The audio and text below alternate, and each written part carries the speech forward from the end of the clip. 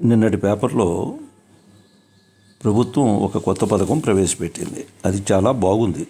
కానీ దానివల్ల మరో ప్రమాదం ముంచుకొచ్చుద్దేమోననే అనుమానంతో ఈ వీడియో చేస్తున్నాను. అదేంటంటే చదువులకు రుణాలు మరో కొత్త పథకం.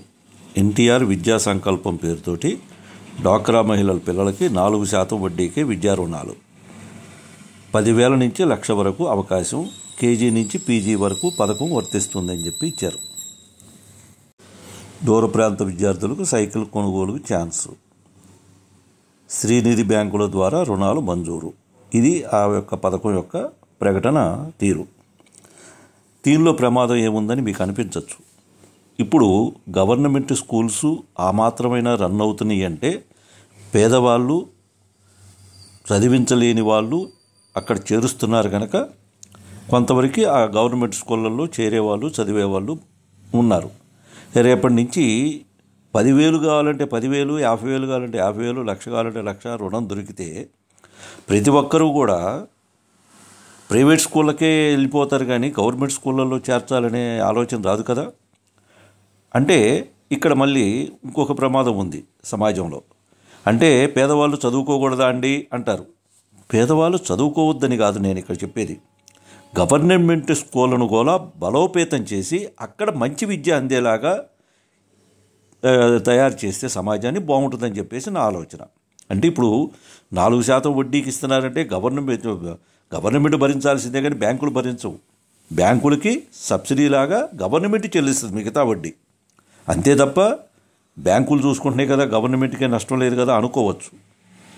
కనుక ఆ సబ్సిడీ వడ్డీకి ఎంతైతే ఇస్తున్నామో అంత పెట్టేసి గవర్నమెంట్ స్కూళ్ళల్లో మంచి విద్యను అందించడానికి ప్రయత్నం చేస్తే చాలా బాగుంటుంది కదా. అలాగే దూరం ప్రాంతం వాళ్ళకి సైకిల్, అంటే ఇప్పుడు దగ్గరలో ఏదైనా సరైన ప్రైవేట్ స్కూల్ లేకపోతే దూరంగా ఉన్న స్కూళ్ళల్లో చేర్చైనా సరే మీ పిల్లల్ని దూరంగా ఉన్న ప్రైవేట్ స్కూళ్ళల్లో చదివించండి, ఈ డబ్బుల్లో సైకిల్ కొన్నా కానీ మేము ఒప్పుకుంటాం అని చెప్పి మనం అన్నట్టే కదండి. కనుక విఘ్నులు ఆలోచించండి. ఏమీ లేదు, ఎంతో ఖర్చు పెట్టి ఎన్నో ఎగ్జామ్స్ పాస్ అయ్యి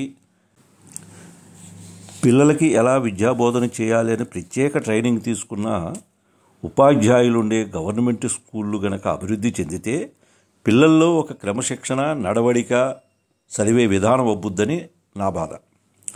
ఎందుకంటే ఇవాళ ప్రైవేట్ స్కూళ్ళల్లో మీరు గమనించండి, మంచి రూపం, మంచి డ్రెస్ కోడు ఇవన్నీ ఉన్నా ఏ చదువు చదివినా కానీ మాకు పర్లేదు, ఈ రెండే మాకు ముఖ్యం, ప్రైవేట్ స్కూల్లో టీచర్గా మీకు జాబ్ రావడానికి అన్నట్లుగా చాలా స్కూళ్ళు ఉన్నాయి. కొద్దిమంది స్కూళ్ళు మాత్రమే గవర్నమెంట్ నామ్స్ ప్రకారం అన్ని రకాల ఎగ్జామ్స్ పాస్ అయిన టీచర్లనే నియమించే స్కూళ్ళు, వేల మీద లెక్కేసే స్కూళ్ళు మాత్రమే ఉంటున్నాయి సమాజంలో. మరి ఎలాంటి శిక్షణ లేని ఉపాధ్యాయులు ఉండే ఆ స్కూళ్ళల్లో చదివిన పిల్లలు మంచి పౌరులుగా తయారవుతారా? లేదంటే గవర్నమెంట్ కనుసన్నల్లో ఎన్నో రకాల ఎగ్జామ్స్ రాసి ఎన్నో రకాల శిక్షణ పొంది ఉపాధ్యాయులుగా తయారైన ఉపాధ్యాయుల కనుసన్నల్లో పిల్లలు చక్కగా తయారవుతారనేది విఘ్నులు ఆలోచించండి. ఇది ఎంతో లోతైన విషయం కనుక ఈ వీడియో చేయాలనిపించింది. జై హింద్.